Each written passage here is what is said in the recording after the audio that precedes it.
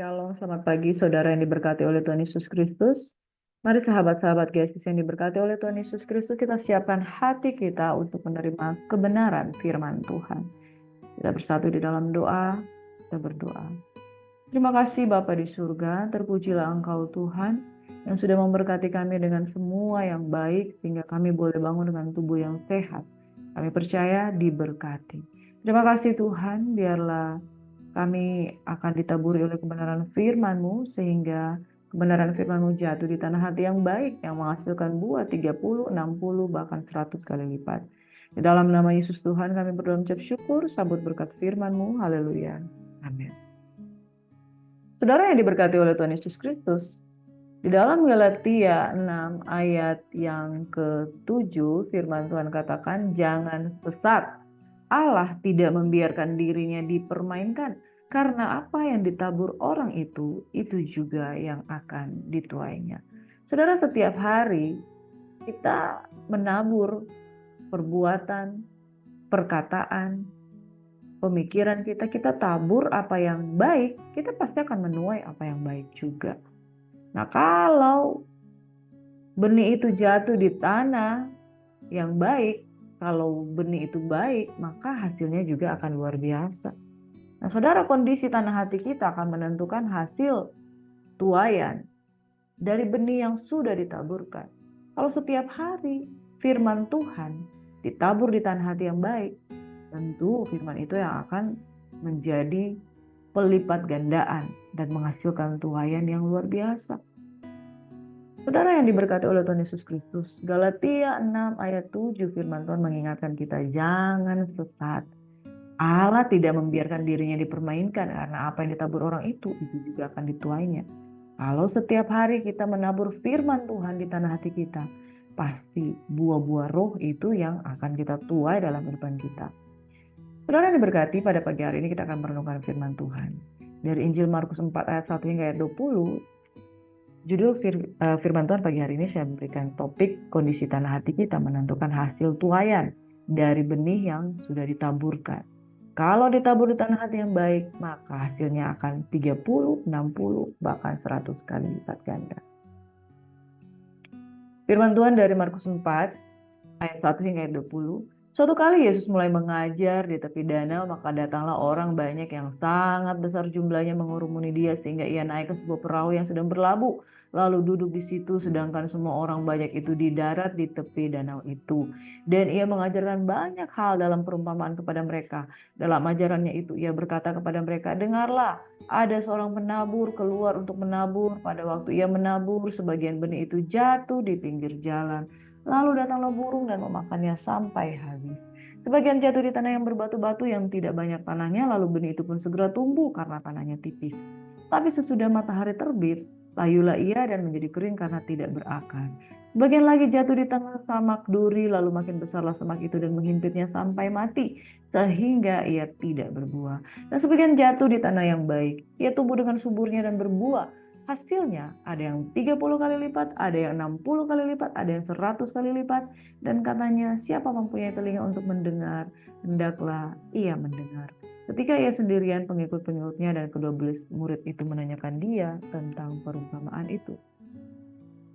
Jawabnya, kepadamu telah diberikan rahasia kerajaan Allah, tetapi kepada orang-orang luar segala sesuatu disampaikan dalam perumpamaan. Supaya sekalipun melihat mereka tidak menangkap, sekalipun mendengar mereka tidak mengerti, supaya mereka jangan berbalik dan mendapat ampun. Lalu ia berkata kepada mereka, tidakkah kamu mengerti perumpamaan ini? Kalau demikian, bagaimanakah kamu dapat memahami semua perumpamaan yang lain? Penabur itu menaburkan firman. Orang yang di pinggir jalan tempat firman itu ditaburkan ialah mereka yang mendengar firman. Lalu datanglah iblis dan mengambil firman yang baru ditaburkan di dalam mereka. Demikian juga yang ditaburkan di tanah yang berbatu-batu. Ialah orang yang mendengar firman itu dan segera menerimanya dengan gembira. Tetapi mereka tidak berakar dan tahan sebentar saja. Apabila kemudian datang penindasan atau penganiayaan karena firman itu, mereka segera murtad.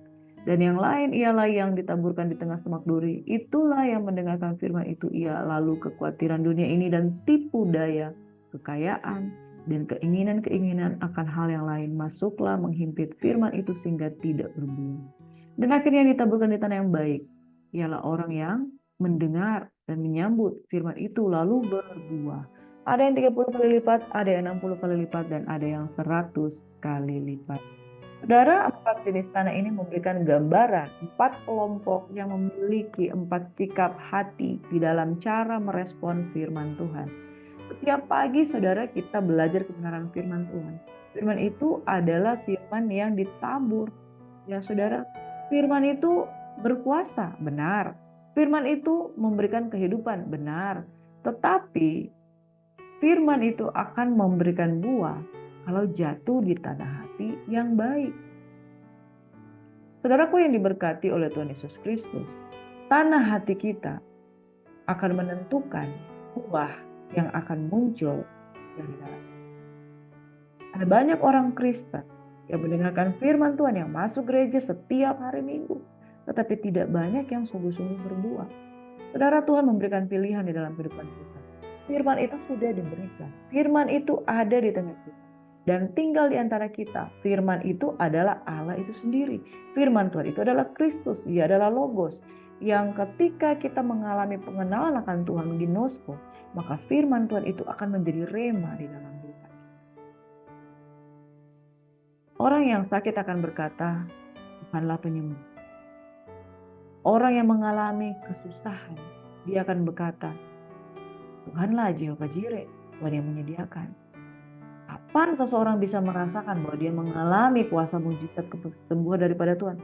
Kalau dia mengalami mujizat kesembuhan itu sendiri. Jikalau ia percaya, maka ia akan sembuh. Saudaraku yang diberkati, firman sudah ditabur, tapi yang menentukan firman itu akan menghasilkan kuasa atau tidak adalah jikalau kita percaya dengan sungguh-sungguh atau tidak. Benih yang ditabur di 4 jenis tanah. Yang pertama pinggir jalan, yang kedua di tanah yang berbatu, yang ketiga di tanah yang bersemak berlukar, yang ketiga di tanah yang baik. Saudara, di pinggir jalan itu berbicara tentang orang-orang yang di pinggir jalan tempat firman itu ditabur, yaitu mereka yang mendengar firman. Lalu datanglah iblis dan mengambil firman yang baru ditaburkan di dalam mereka. Saudara, mendengarkan firman Tuhan, banyak orang mendengarkan firman Tuhan. Tetapi ketika godaan iblis itu datang, maka firman itu diambil. Saudaraku yang diberkati, ini tanah hati yang pertama yaitu sudah mendengarkan firman. Tetapi firman itu direbut, diambil dari dalam kehidupannya. Sehingga belum sampai tertanam, sudah dicabut. Dan firman itu tidak ada lagi di dalam. Saudaraku yang diberkati, benih yang ditabur orang yang di dalam tempat firman itu ditabur ialah mereka yang mendengar firman itu, lalu iblis datang mengambil firman yang baru ditabur. Itu sebabnya ketika orang-orang yang sudah mendengarkan firman Tuhan itu, dia tidak bertumbuh. Karena firman yang sudah dia dengar, dia sudah lupa. Firman yang dia sudah dengar, iblis sudah curi. Saudaraku yang diberkati, orang yang di pinggir jalan, dia tidak memperhatikan firman itu dan firman itu tidak tertanam di dalam dirinya. Jadi tanah yang kedua saudara, yaitu tanah yang berbatu. Lalu kita bicara tentang tanah yang berbatu, sudah pasti tanah ini tanah keras. Tanah yang tidak diolah. Di sana ada kepahitan, di sana ada hati yang keras, di sana ada hati yang tidak mau dengar-dengaran. Ya. Di tanah yang berbatu, orang mendengar firman itu menerimanya dengan kata kuncinya menerima. Sama dengan tanah yang pertama. Sama-sama menerima. Tapi yang pertama itu langsung dicorek oleh iblis. Tanah hati yang kedua menerima dengan gembira. Seseorang yang menerima firman kemudian dia tidak berakar di dalam Tuhan, saudara, hanya tahan sebentar saja. Mereka yang tidak berakar, itulah orang-orang yang tidak tahan terhadap penindasan. Orang-orang yang tidak tahan terhadap penganiayaan. Orang-orang yang tidak tahan terhadap ujian kehidupan. Mereka gampang murtad, gampang bersungut. Tanah yang berbatu itu orang-orang yang tidak membiarkan firman Tuhan itu berakar. Baru jatuh ke sebuah tanah, dia baru mau mencengkram ke dalam, dia sudah menolak benih itu untuk bertumbuh. Tidak berakar, hanya tahan sebentar saja. Ciri-ciri orang yang memiliki tanah hati yang berbatu, hatinya keras, Mendengar firman Tuhan sangat gembira, respon awal gembira. Tetapi ketika ada penindasan, misalnya contoh proses di dalam keluarga, proses di dalam rumah tangga, proses di dalam kehidupan pernikahan, ya, baru sedikit ada masalah sudah minta pisah dan lain sebagainya. Nah, saudara, tidak berakar, tidak tahan, ya. Kalau ada orang-orang berkata, saya sudah nggak mampu, saya sudah nggak tahan, saya sudah nggak kuat, ya, inilah ciri-ciri orang yang memiliki tanah hati yang berbatu. Ada mendengarkan firman Tuhan, tapi tidak sampai masuk mencengkram di dalam hatinya kebenaran firman Tuhan. Saudaraku yang diberkati, tidak berakar, tidak tahan. Ya. Ada goncangan sedikit sudah katakan tidak tahan, tidak mampu, pengen lari dan lain sebagainya. Sudah dipastikan bahwa dia tidak akan berbuah. Bagaimana bisa berbuah kalau benih itu tidak tertancap ke dalam tanah hatinya? Batu-batu kekerasan hati itu selalu menolak firman Tuhan itu untuk bertumbuh. Itu menjadi koreksi di dalam kehidupan kita. Jangan keraskan.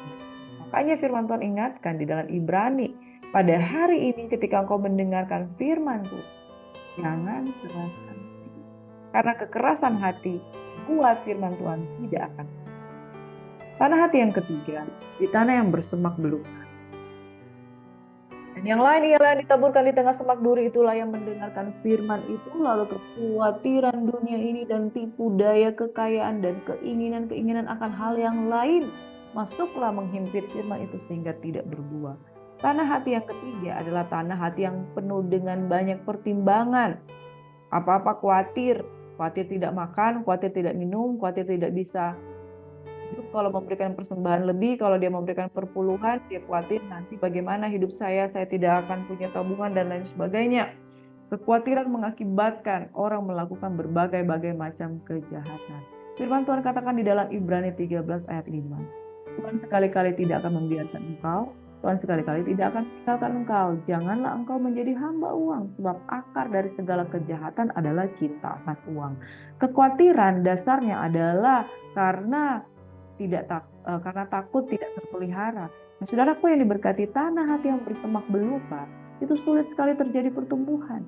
Saudara bayangkan di dalam satu tanah, ketika seseorang mau bercocok tanam jagung, saudara, tapi di situ ada banyak sekali semak belukar. Bagaimana mungkin benih gandum itu akan tumbuh atau benih dari biji jagung itu akan bertumbuh kalau begitu banyak semak belukar? Semak belukar itu harus dicabut, harus diangkat. Kekhawatiran tidak bisa tinggalkan, dibiarkan di dalam hati itu. Harus dicabut, harus di. Dengan demikian, baru benih itu akan bertumbuh. Nah, saudara, kalau hari ini engkau khawatir dengan berbagai perkara, firman Tuhan katakan kepada Marta, Marta, engkau khawatir dengan banyak perkara. Lihat Maria, dia telah mengambil bagian yang terbaik daripada dia, dan apapun juga akan diingat akan dia tentang bagaimana dia duduk di kaki Tuhan mendengarkan suara Tuhan. Kemudian, saudara, jangan kamu khawatir tentang apapun juga. Kesusahan sehari cukuplah untuk sehari. Carilah dulu kerajaan Allah dan kebenarannya, maka semua itu akan ditambahkan kepadamu. Jangan kamu khawatir, percaya kepada Tuhan dengan sungguh-sungguh. Saudara, saya mau bersaksi bahwa bulan ini kami baru saja cuti keluarga dalam rangka untuk mengunjungi orang tua yang sedang sakit. Kalau mau dipikir, saudara pulang kampung ke Sumatera Utara itu, saudara, biayanya sangat besar. Tetapi mengingat orang tua kami sudah sakit-sakitan dan kita tidak tahu kapan kita bisa bersua kembali, ya saudara. Karena kita jauh di Sulawesi Utara, orang tua kami ada di Sumatera Utara, untuk pergi ke sana butuh waktu, effort, tenaga, uang, biaya, dan juga cuti itu karena kami sama-sama juga sekalipun sebagai hamba Tuhan kami bekerja. Dan saudaraku yang diberkati, kalau kita khawatir, kita nggak makan, akan minum, kita nggak akan bisa pergi ke sana. Karena pengeluaran cukup besar untuk pergi ke sana. Tapi ketika kami taat tunduk, firman Tuhan katakan kepada pembelaan dari Paulus, terhadap penglihatan itu ya Raja Agripa, aku tidak pernah tidak. Dia mendapatkan visi untuk menjadi hamba Tuhan dan bergerak sesuai dengan visi yang ada. Kami juga ketika untuk pulang ke Medan ada tujuan Tuhan. Ke sana kami melayani, ke sana kami bertemu dengan anak murid kami yang dimmuridkan lewat jarak jauh, yaitu pelayanan jarak jauh. Ke sana kami bertemu dengan keluarga orang tua, ke sana kami bertemu dengan keluarga besar, ke sana suami melayani di gereja CWS, di tempat di mana dia dulu bertobat, tapi dia kembali ke sana sebagai hamba Tuhan, dia melayani di sana. Dan saudaraku, kalau kita khawatir tentang persoalan kehidupan, kamu pergi ke sana, bagaimana dengan kerjaan kamu pergi ke sana, apakah sepadan pengorbanan kamu ke sana, bagaimana kalau tidak terjadi sesuatu di dalam pelayanan keluarga, kalau kamu pergi ke sana, bagaimana dengan keuangan yang membutuhkan effort yang cukup banyak, dan lain sebagainya. Kalau kamu pergi ke sana, capeknya bagaimana, waktunya bagaimana, dapat cuti atau tidak. Jadi kekhawatiran-kekhawatiran itu kalau kita pendam, kita taruh di dalam hati kita, kita tidak akan bergerak maju bersama dengan karya Tuhan. Saudara, saya mau bersaksi ketika kami pergi ke sana, kami melayani keluarga. Dan sesuatu yang luar biasa terjadi. Bahwa jerih payahmu di dalam Tuhan tidak pernah akan sia-sia kalau kamu tahu bahwa kamu melayani Tuhan. Melayani Raja di atas segala Raja. Dia mencukupkan. Baik itu kebutuhan ekonomi, emosional, kebutuhan spiritual, Tuhan yang mensuplai segala sesuatu. Jikalau kita hidup dikuasai kekhawatiran, maka Paulus tidak akan pernah berangkat pergi ke Makedonia. Di dalam Kisah Rasul 16 ayat 6 hingga ayat 10, Tuhan Yesus menunjukkan bahwa mereka di dalam Kisah Para Rasul 16 ayat 16 ayat 6 hingga ayat yang ke-10, mereka melintasi tanah Frigia, mereka melintasi tanah Galatia. Tapi Roh Kudus mencegah mereka memberitakan Injil di Asia. Mereka pergi ke Misia mencoba masuk ke daerah Bitinia, tapi Roh Yesus tidak mengizinkan mereka. Mereka melintasi Misia, mereka sampai di Troas.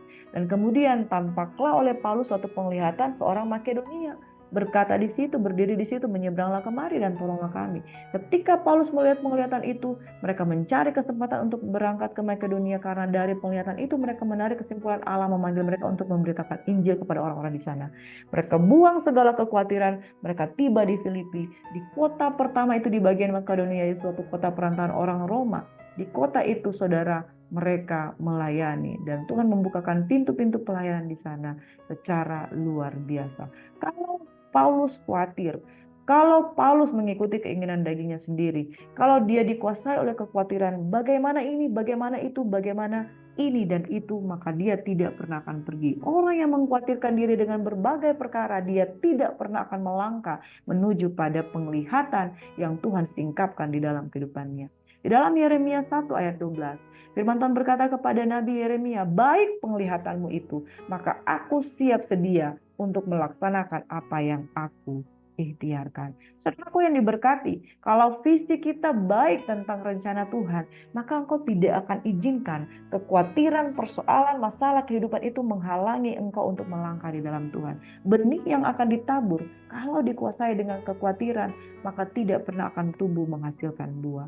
Saudaraku yang diberkati, miliki tanah hati yang penuh dengan iman, penuh dengan sukacita, tidak dikhawatirkan, supaya bertumbuh dan berbuah.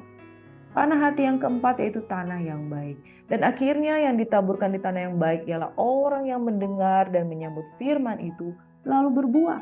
Ada yang 30 kali lipat, ada yang 60 kali lipat, dan ada yang 100 kali lipat. Bapak Ibu Saudaraku yang diberkati, 4 tanah hati yang menggambarkan kondisi manusia di akhir zaman, yaitu benih yang ditabur di pinggir jalan, adalah orang yang mendengar tetapi kemudian benih itu dicuri dalam kehidupannya oleh itu. Saudara, 4 tanah hati. Tanah yang di pinggir jalan, begitu cepat iblis curi firman. Tanah hati yang kedua, tanah yang berbatu, yaitu tanah hati yang keras, berbicara hati yang keras, hati yang mengeraskan diri di hadapan Tuhan dan tidak mau bertumbuh. Hati yang keras itu tidak akan berakar. Firman tidak akan berakar. Ciri-cirinya dia tidak tahan. Sebab itu saudara, bertahanlah di dalam kesukaran. Tanah hati yang ketiga adalah tanah hati yang penuh dengan semak belukar, kekhawatiran hidup, kekhawatiran akan kebutuhan hari esok. Dan orang yang khawatir, biasanya dia disusahkan oleh banyak perkara dan tidak pernah mau melangkah. Jaga hati saudara, jangan khawatir, sebab kesusahan hari ini cukuplah untuk hari ini. Hari esok punya kesusahannya sendiri.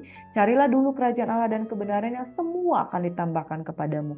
Kalau hati kita tenang, hati kita damai, hati kita tidak khawatir, maka kita pasti akan melangkah dengan penuh kepastian seperti Rasul Paulus. Tanah hati yang keempat adalah tanah hati yang baik. Jikalau engkau dengan baik-baik mendengarkan suara Tuhan, amin saudara, maka engkau akan bertumbuh dan ada buah dari tanah hati yang baik. Tanah hati yang baik berbicara ketaatan. Tanah hati yang baik berbicara tentang tanah yang mau diolah. Tidak ada tanah yang baik dengan sendirinya. Tanah hati yang baik itu berarti tanah itu mau digarap. Tanah itu mau dicangkul. Tanah itu mau diolah dengan alat-alat, kemudian digemburkan, dibuang sampah-sampahnya, dibuang batu-batunya, dibuang semak belukarnya, dikhususkan tidak seperti tanah yang di pinggir jalan. Semua bisa masuk, iblis bisa masuk, semua orang bisa masuk. Tetapi tanah yang ada di pinggir jalan itu tidak akan berbuah, tapi tanah yang dikhususkan menjadi tanah perkebunan, tanah yang diolah, tanah yang dibuang batu-batunya, tanah yang dibuang semak belukarnya, maka tanah itu akan siap ditanam oleh kebenaran firman Tuhan. Dan saya bisa pastikan bahwa tanah hati yang mau diolah adalah orang yang rendah hati, yang mau datang kepada Tuhan, yang mengizinkan tangan Tuhan bekerja lewat proses kehidupan, sehingga dari proses itu tanahnya digemburkan, tanahnya selalu digemburkan, diolah, tanahnya itu selalu digali, selalu diatur, disiangi, rumput-rumput liarnya, kemudian disirami pada waktu-waktu tertentu. Dia siap untuk dijamah oleh tangan Tuhan yang kadang-kala tidak terlihat, seperti tangan yang luar biasa. Dia akan melihat proses itu sebagai apa yang Tuhan izinkan terjadi untuk masa depan yang jauh lebih baik. Saudara, adakah benih-benih yang indah yang kau tanam supaya buah indah yang akan kau tuai? Di dalam Galatia 6 ayat 6 sampai ayat yang ke-8 firman Tuhan berkata, dan baiklah dia yang menerima pengajaran dalam firman membagi segala sesuatu yang ada padanya dengan orang yang memberikan pengajaran itu. Jangan sesat, Allah tidak membiarkan dirinya dipermainkan, karena apa yang ditabur orang itu juga yang dituainya. Sebab barang siapa menabur dalam dagingnya, ia akan menuai kebinasan dari dagingnya. Tetapi barang siapa menabur dalam roh, ia akan menuai hidup yang kekal dari roh itu. Jangan sesat. Allah tidak membiarkan dirinya dipermainkan. Karena apa yang ditabur orang itu juga yang akan dituainya. Kalau kita menerima taburan firman, maka buah itu pasti buah roh. Dan saudara, kalau kita menerima taburan firman, kita juga pastikan bahwa tanah hati kita bukan tanah di pinggir jalan yang tidak dikhususkan untuk Tuhan, tapi dikhususkan untuk menjadi kebunnya Tuhan. Dan tanah hati kita bukan tanah yang berbatu karena keras hati, tidak akan berakar firman Tuhan. Dan tanah hati kita pastikan bukan tanah yang penuh dengan semak belukar, tapi tanah yang baik. Tanah yang mau diolah, tanah yang mau dibongkar terus oleh Tuhan. Dicabut segala sampah-sampah, dicabut segala semak-semak yang ada, dicabut segala benih-benih yang bukan dari Tuhan, dan ditanam satu benih yang indah, yang baik, yang daripada Tuhan. Maka akan menghasilkan buah pada waktunya. Segala sesuatu akan dibuat indah pada waktu. Pengkhotbah 3 ayat 11. Dan Tuhan akan memberikan kekekalan di dalamnya. Amin. Saudara diberkati, mari kita berdoa. Tuhan Yesus memberkati kita semua. Bapa di surga, terima kasih untuk kami dimuridkan setiap hari lewat kebenaran firman. Biarlah kami menjadi tanah bukan tanah di pinggir jalan. Tanah di pinggir jalan tidak dikhususkan. Kami mau menjadi tanah yang dikhususkan untuk disiangi terus oleh tangan Tuhan yang ajaib. Kami menjadi tanah yang bukan tanah hati yang berbatu, yang keras hati. Kami menjadi tanah bukan tanah yang penuh dengan kekhawatiran, tapi kami mau menjadi tanah hati yang baik, yang siap untuk diolah, diproses seperti maunya Tuhan. Via Dolorosa, jalan salib Tuhan, itu akan mengerjakan kebaikan, kebenaran dalam kehidupan kami. Bapak, kami berdoa secara khusus untuk Opung Herliana yang dalam pemulihan proses kemoterapi. Tubuhnya Tuhan mengalami jamahan kuasa Tuhan yang secara dahsyat dan luar biasa, sehingga apa yang menjadi pergumulannya Tuhan, pemulihan terjadi dalam kehidupannya.